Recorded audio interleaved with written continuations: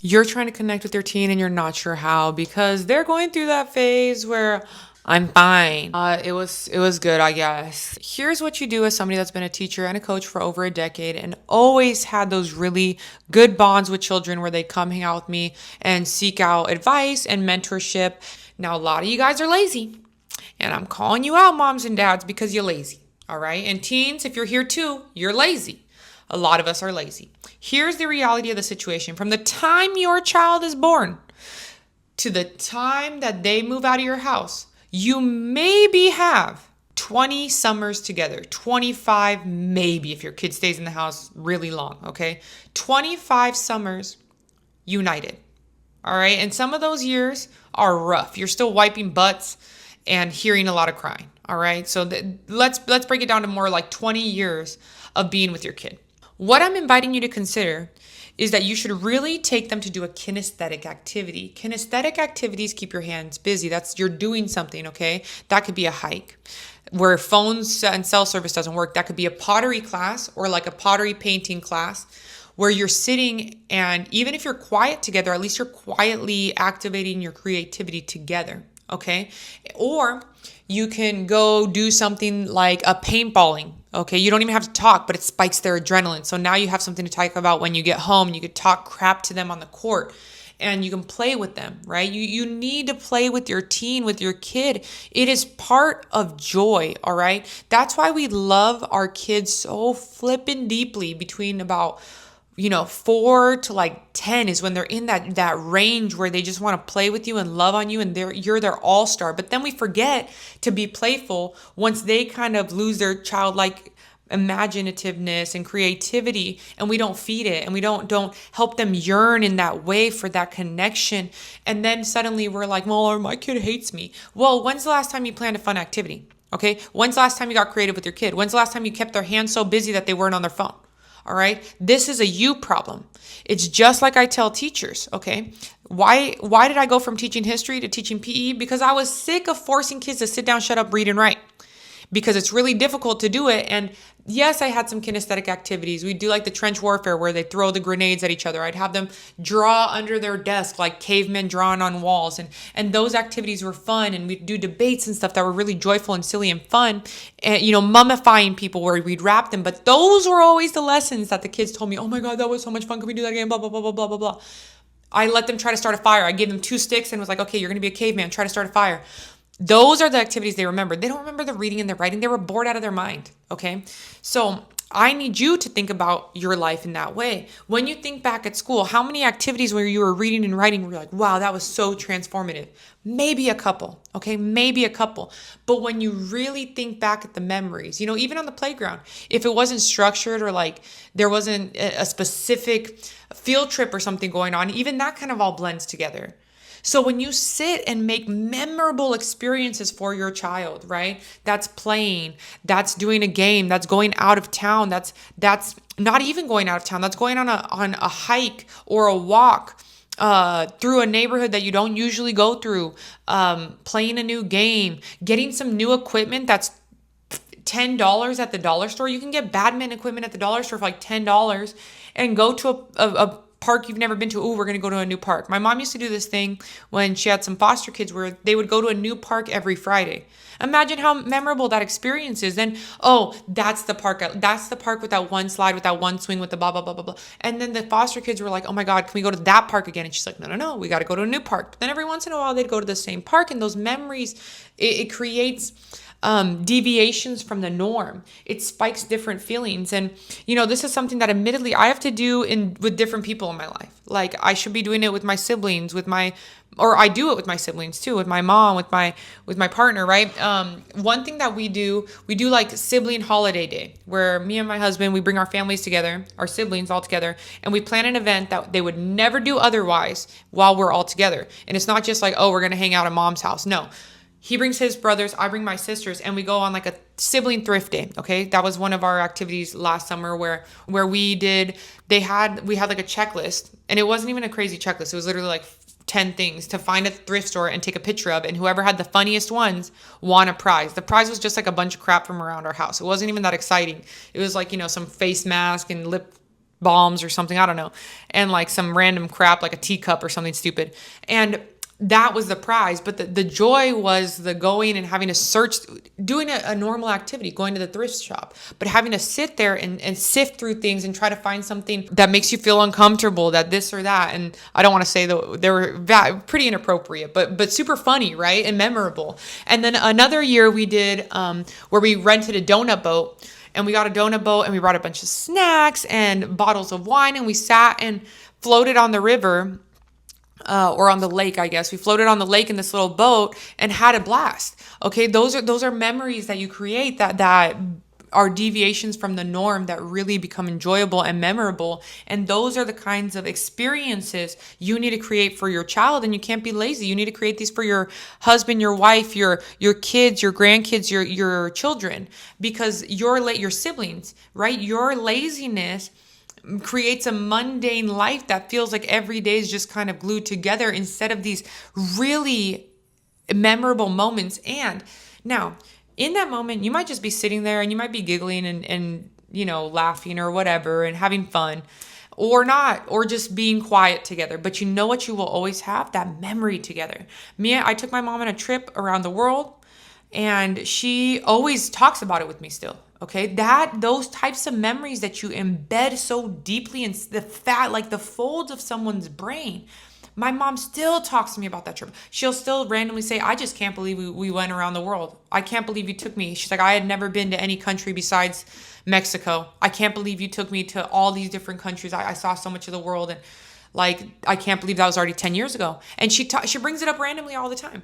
That's what I'm saying with the conversations you could start with your kids, right? Those become lifelong memories that you could feed on later. Those are the kind of ideas, the concepts, the seeds you're dropping that create conversations for decades to come, for a lifetime, truly.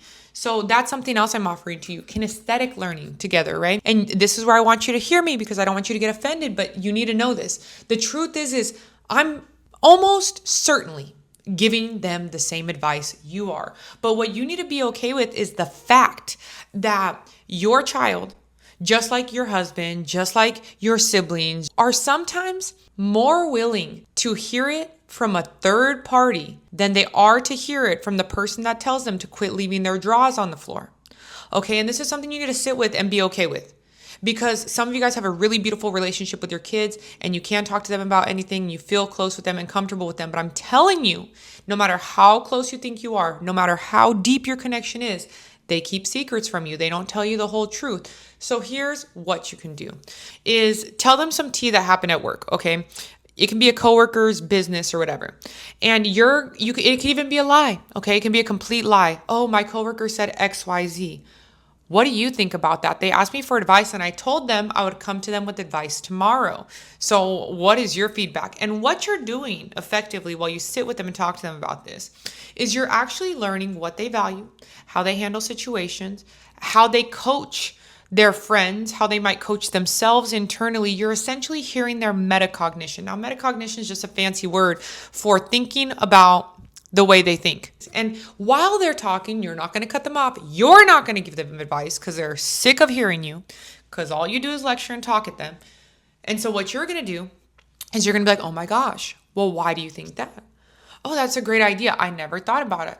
Why wouldn't you do this instead? Oh, God, I always forget that at the end of the day, and you're going to say this, because this is where you and kids will fall deeper in love, or just people in general. You say, I always am reminded by you that there is so much wisdom in the world, and it doesn't need to just come from adults, that children have just as much wisdom as an adult. You're so intelligent, and I'm so proud of you. That's actually a really great response. I'm going to tell the coworker that tomorrow. Then what you have done, not only have you created a connection, not only have you seen the way they think, then you've created an open loop, right? This is something that we hear in storytelling, things like that. You create this open loop that people want to hear the end of. So what happens? Then the kid tomorrow's like, so did you tell them? Did you tell them what I said? And if this is actually real tea, then it's a little bit better because then you can actually tell them what they said. But if it's not, then you make something up and you keep the conversation going. But at least you're having a conversation with your kid and you're learning about them, and they feel really invested in the conversation and in giving you advice. And then they're going to be checking on this coworker and talking to you at dinner in a completely different way other than, yeah, I'm fine. Okay, so that's one way. And this actually is like a storytelling technique that you open the loop and then close it. It's what social media does. You'll see it a lot of times where people online will start a story like, oh my gosh, you'll never guess what happened today. And then all of a sudden they open the loop and you're like, oh, well, what happened today? Now I got to sit and listen. It's opening a loop. So try that with your children. You can also invite them to have a story with an open loop. So did anything crazy happen today? And you open the loop where they have to close it, even if they say no. Then, okay, well, they closed it that way. Fine.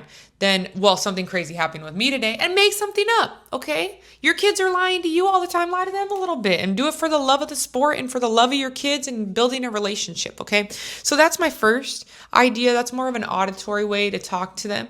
Another thing you could do is a book club. All right. You need to pick a book, right? We talked about auditory. Now we talked about kinesthetic. Now we're going to talk about reading. Pick a book. I recommend this book here, The 4 Agreements, and you guys can go over it together. You can read one agreement a day. It's a very easy read. One agreement shouldn't take more than a few hours. If your kid's a really, really, really, really slow reader, if they're a teenager, they should be able to get through it pretty quickly, but it's in pretty big font, and you can go through each agreement and say, okay, how do you think and then here's again where it comes in, where you need to ask for advice and stop freaking talking so much and lecturing. You need to ask your kid, how do you think I could do the first agreement better? And just wait, because the thing is, your kids, you're always sitting there telling them how to act, who to be, how to think. But your kids, especially your teens, have a lot of feedback from you with data points on you that no one else has. I'm guaranteeing you, they're going to have feedback so good. You might sit there and be like pissed because you're going to be like, oh my God, that was actually a little bit hurtful. I'm not going to lie. And now I have to sit here with what you said. And it's so true and so spot on that I can't even argue against it. But I'm going to sit and meditate on that. Thank you. Okay. That's what you're going to have to do. And then you could say, okay, and then if they ask, now here's where the real bonding happens. If they ask, well, how do you think I could do it? Then you coach them. But if they don't ask, you don't say anything. You just let them coach you and accept it. Because how many times have you lectured your kid without giving them the opportunity to lecture you back? Okay. And that's going to create a deeper bond with your child. All right. Those are the kind of bonds we need to make with our children. We talked about kinesthetic and reading. Now, the last one would be visual. Go somewhere that is visually very appealing. Go to the art museum. Or go on a beautiful hike. Take watercolors with you. All you need is a water bottle, 2 paintbrushes, watercolors, and some paper. And say, let's sit together and draw this out. And they're going to be like, well, I'm not going to draw it. Or maybe you haven't coached that side of them. Be like, it's not about perfection. It's just about doing. And you're going to sit there quietly. And then they're going to finish their little art piece or whatever. And you guys can copy one or be inspired or whatever. And this visual art, and you could coach them through their thinking, oh, don't say that. Don't say you're not good at art. Like, have you ever tried? Of course you're not good at it. How many hours of work have you put into it? Of course. It's okay, me neither. Like, I've only put this many hours into my artistic abilities. Obviously, I'm not going to be good at it, but we're practicing. Let's practice together. But when you show that vulnerability and do it with them, that is when you're going to produce somebody that can think for themselves, that can coach themselves, that can see things more clearly and not be so hurt by their own lack of ability to coach themselves and their better ability to just deceive themselves and say they're not capable or not worthy or don't know how. And don't forget, the last thing I'll leave you with, have tough love. Kids want an authoritative parent. They don't want somebody to yell at them and scream, but they want somebody to tell them, I don't like that. Don't talk to me like that. I don't deserve that. And when you teach a child to be authoritative through your example, they'll do the same and they'll embody themselves and they'll stand up for themselves. So be tough, but loving. Be incredibly tough and incredibly loving.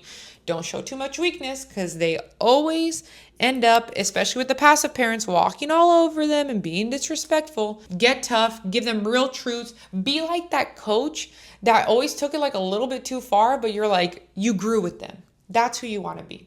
So on that note, guys, I'll leave you there. Take care, and I hope you have a better relationship with your kid after watching this video.